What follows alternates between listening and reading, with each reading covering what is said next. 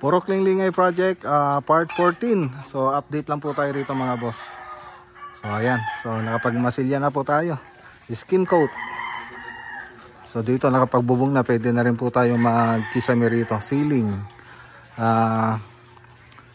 PVC ceiling mga boss, pati dito kulay gray. Tapos update po tayo rito sa loob.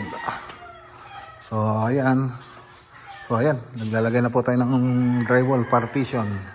So gamit ang studs. Okay.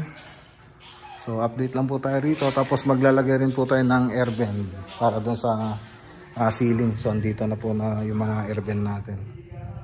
Yan, request nila sir. So doon sa labas na ito, halos na nakapagmasilya na po tayo. So dito nakapag-ano na rin po tayo, nakapaglagay ng sliding windows. Kulay white po yan, yung frame niya. Tapos sa CR, so yan pa lang po yung update. Tapos dito sa likod, ito ano po yung update dito. Ayan, CR din po to. Tapos dito yung dirty kitchen. Tapos ito, tatanggal pa po yan mga boss. Ililipat po yan doon sa likod. So ito yung kabilang side. Ayan. So mabilisan lang kasi mabilis lang itong video natin dito sa Reels. Okay, so dito naman yung kabilang side. Okay, so ito yung malalagyan ng PVC ceiling panel.